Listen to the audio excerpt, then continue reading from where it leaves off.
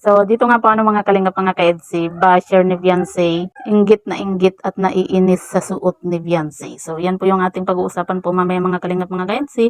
Pero bago po natin ipagpatuloy ang video ito sa mga bago pa lang po sa ating munting channel, huwag po natin kalimutang suportahan ang ama ng Kalingap, Kuya Val Santos Matubang at Kalingap Rob. At paunawa panoorin po muna ang full video bago mag-comment para malaman ang nilalaman nito. So, dito nga po mga kalingap mga ka-EDSI, kitang-kita naman natin yung suot po ni Beyonce dito nga po sa ating naging thumbnail. At talagang grabe, napakaganda po niya.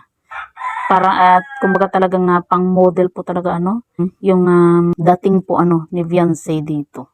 Grabe napakaganda at talagang syempre nagpapasalamat po tayo sa lahat po ng mga sponsor na nagbibigay po sa kanya ng mga damit, 'di ba? At hindi lang po damit nga po dahil nga po kita nyo naman po ang gaganda po ng suot po ni Beyonce. Kaya naman po yung mga basher ay nako, naiinggit na naman po at kung ano-ano na naman po yung mga pinagsasabi po dito kay Beyonce nga po. Hindi na lang sila maging masaya na ito na yung narating po ni Beyonce. Ewan ko ba sa mga basher na ito dahil nga po sa bash po sila ng bash, hindi na lang nila intindihin yung mga sarili po nila, 'di ba? Kumbaga ini-stress lang po nila yung mga sarili po nila sa inggit, dahil sa inggit nila dito kay Beyonce. At kita naman po natin, 'di ba, kung gaano po kaganda itong si Beyonce dito sa kanyang suot. Bagay na bagay, 'di ba? Lahat na lang po ng mga isinusuot po ni Beyonce, talagang pinapansin. 'Di ba, kahit na balot na itong si Beyonce, pinapansin pa din. Kapag nagsuot ng sexy, pinapansin pa din, 'di ba? Sikat na sikat po talaga yung ating baby Beyonce.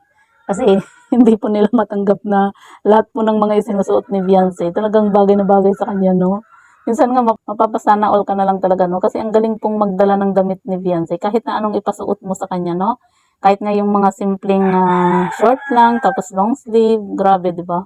Napakaganda po niyang tignan. Lalo na po doon sa din po doon sa isinuot po niya sa elegansya. Talagang napaka-sexy po niya doon Kitang-kita po yung korte po ng katawan po ni Beyonce nga po. Nakakatuwa lang po mga kalingap mga ka-EDSI dahil nga po sa kahit panay ang kain nitong si Beyonce, talagang hindi siya tumataba. Nami-maintain po talaga niya yung katawan po niya na ganyan Sana nga po mga kalingap, hindi po mapabayaan ni Beyonce yung pangangatawan nga po niya na ganyan kasi napakaganda po. At saka lahat na isusuot mo nga po, 'di ba?